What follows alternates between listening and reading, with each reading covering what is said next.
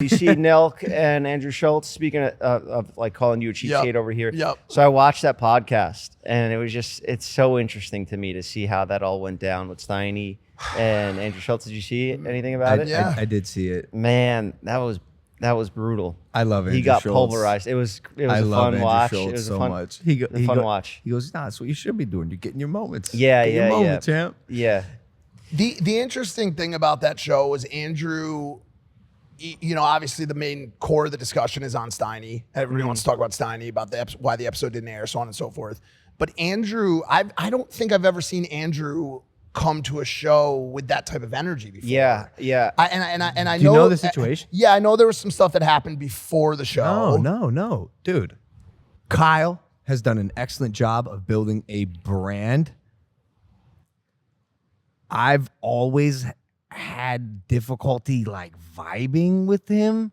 I don't when he started a podcast, I thought how is he gonna do this? And they've done an incredible job and somehow stayed afloat.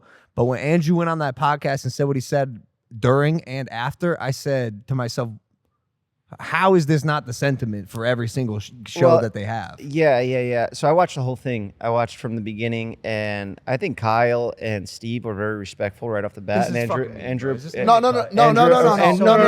because I fucking like Kyle. I like Kyle. I've never found him to be like a talker. I don't think he. I don't the only think person we're bullying here is Steiny. No, hold on, Steiny. Jeff. Let me. I want to get the broom out for a second and work with you on this. Kyle is not claiming to have it's not a podcast. It's like you sit down with a bunch of homies and you bullshit. Their show is very loose. Homies together. Like maybe they didn't. Dude, let me ask you this question: how many shows have we had where we did a 10 p.m. episode? The vibe was just off. There was and now, yes, sure. Let's take it as a testament to the fact that we are very strong podcasters. We pulled it together. We made it look great. But we have been through many shows where the vibe was off. Maybe they were having a bad day. You got to walk before you run. You know, what does that mean? I mean, like at that time, early on, they had jumped into becoming one of the biggest shows without ever doing anything. Yeah, I agree like with that that. before. Agree with that. And obviously, like we were fans of podcasts before we started podcasting. We're in the entertainment business. You know, we've been around. We know how to talk to people. We know how to deal with people in tense situations. You know, we've all been there have been guests who have walked on this show where I hadn't heard of them until the day before the podcast. Yeah. And guess what I did? Significant amount of research, so I would make the guests feel welcome, appreciated, respected, and relevant on my fucking show that I'm invited him on. Yeah, but not only that is like Andrew Schulz is massive. not just a guide, like he's highly entertaining. He's very good at what he does. Sharp like, from New York, come on, from the bro. fucking Sharp.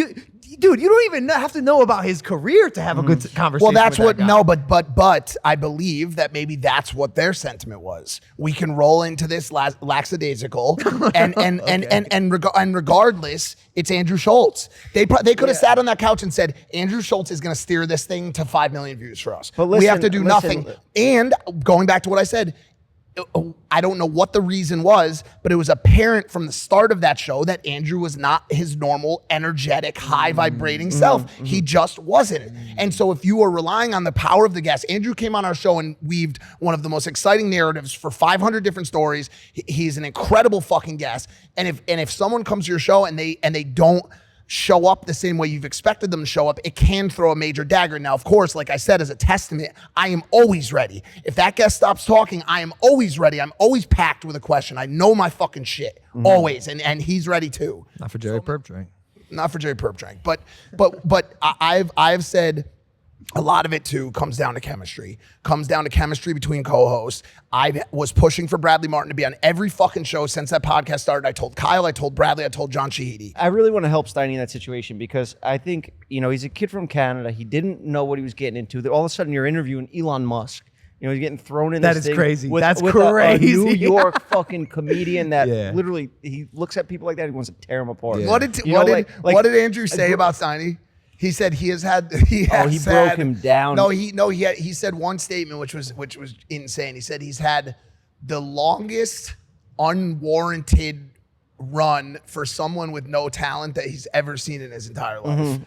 Or something. Steiny's feeding into it. He's like, why do you think that about me? No, hold on. That's the internet. No, That's yes, the internet. correct. That's Talent, correct. Talent is not indicative or representative of success in this environment anymore. It's not. It is how many, and that's not me agreeing and saying that Steiny is talentless. I don't give a fuck if he has talent or not. This is an unbiased point right here.